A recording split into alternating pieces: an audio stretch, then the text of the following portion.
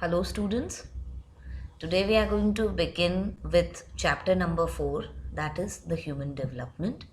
And in this chapter, we are going to talk about the development that takes place in a human being since the time of conception till old age. So, now let's talk about what is development. Development is a process by which an individual grows and changes throughout the life cycle. So, it is a process in which then individual grows and there are a lot of other changes that also occurs throughout the life cycle of an individual, of an human being. And these changes have a direction and holds definite relationship with that what precedes it and therefore will determine what will come after. So there is a clear direction which will tell us, which tells that what will come after a certain age or what will be the next order of development. All changes which occur as a part of development are not the same kind. So the development is always not the same times and they are not temporary. It goes like that it has got a growth as well as it declines. So there is a growth till the adult age, and after the adult age there's a decline in the development which is very much visible in the old age. Meaning of development. Now, what is development? So, development is a process, is a pattern which is progressive, which progresses like from infancy to childhood, then adolescence, and then adulthood. So, there is a progressive. The human being progress, and the changes are orderly. So, there's an order of all various age groups, and at the same times they have got the predictable changes also. The changes are those which are predictable, which we can predict that which age will come after this age. So these changes begin at the time of conception and continue throughout the life. We not only change physically but also in the way we think, use language, and develop various social relationships. Now there are certain influences that helps in the development.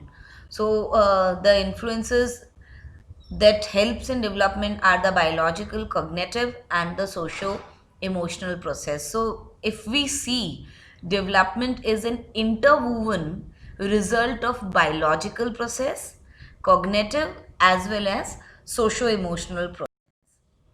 So now what is biological process? It is the development due to the genes that we inherit from our parents, such as the height, weight, brain, heart, lung development, etc., and show the role of biological process. So whatever genes that we inherit from both the parents in terms of height, weight, color of eye, color of hair, IQ, and various things that in terms of illness also, that is the part of biological process.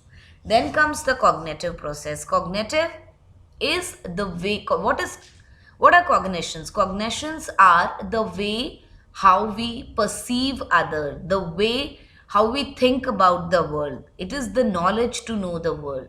So the cognitive process involves, they relate to the mental activities associated with the process of knowing and experiencing, such as the thought, perception, attention, problem solving, etc. So, cognitive process is also a part of development because a child, whatever the cognitions are not that strong in the childhood. Once an individual grows, the cognitions also develop and the processing takes.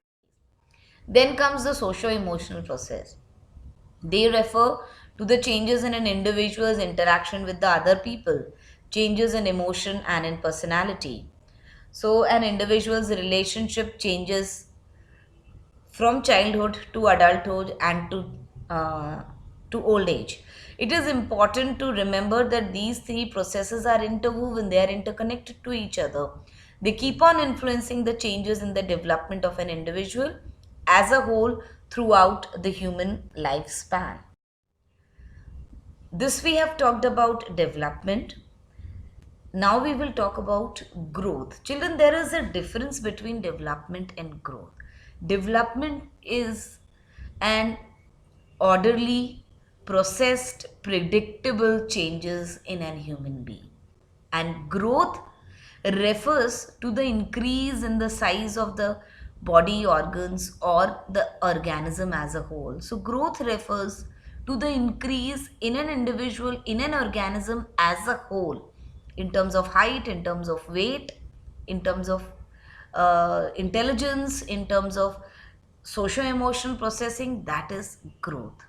It can be measured or quantified, growth in height, weight, etc. So growth can be measured. Growth को हम measure कर सकते हैं. Then comes evolution. Can you see in this picture a human? The very first picture is of an monkey, and then the early man, and from the early man through the various years, through the various century, the human being, the human species has been evolved, and with the hunched back, the man today is able to stand correct, straight, with an upright thumb. So this is the modern man, and the modern man has evolved through various centuries to become a modern man. So it refers to the species specific changes, proceeds at a very low space, about millions of years. Example, natural selection. So this evolution from monkey to modern man has taken in a very slow pace and through millions and millions of years. Lot of centuries are involved into this. Now children, we are going to talk about the lifespan perspective on development. The term development means a progressive series of changes that occurs as a result of maturation and experience. It includes the following assumption. The very first is that development is lifelong. It takes place across all age groups. It begins from the conception when the child is there in the mother's womb till the old age. And it includes both gains and losses. So, up to a certain age, then individual gains, and after adulthood into the old age, there are losses. There is a decline in the health. That is also the part of development. The various processes of human development, that is biological, cognitive, socio-emotional, are interwoven in the development of a person throughout the lifespan. They are interconnected. Then it is multi-directional. Some components of a dimension may increases while others may decreases. Example, with the age you become wiser with your experience, but your performance is likely to decrease. So it's multi-direction. किसी में हम we increase and at the same time we decrease into some. It is highly plastic. It is within a person's modifiability is found in a psychological development. Example, skills and abilities can be improved or developed throughout the lifespan. So it's highly plastic. It can be molded into any way, like there is no age to learn some skill and to develop an ability. So like an old person can learn computer. So that is why it is highly plastic, and any skill and ability can be learned in any age. But it varies from individual to individual. There are certain individuals, those who are smart into learning new skills, but there are some, those who are not. It is influenced by historical conditions. Example, the experiences of 20-year-old who lived during the freedom struggle would be very different from the 20-year-old of today. The career orientation of the school students would be different from today from a student who was in school 50 years ago. So the historical conditions also influence the development. Whatever this generation is might not be the generation in the older age. It's a concern of number of disciplines. Example, disciplines of psychology, sociology, anthropology, and neurosciences study human development, each trying to provide answer to development throughout the lifespan. So a number of other subjects are also involved in studying development. It includes psychology, sociology, anthropology, biology, neurosciences, etc. All individual response and act in a particular context. That is, the life event in everyone's life are not the same, such as death of a parent, accident, earthquake, etc. affect the course of one's life, as also the positive influences such as winning an award or getting a good job. So there are certain particular acts and events that occurred in an individual's life might affect the individual development in a different way. So every individual respond to different acts in a different way. Thank you, children. I hope you all have understood this. Have a great day. Thank you.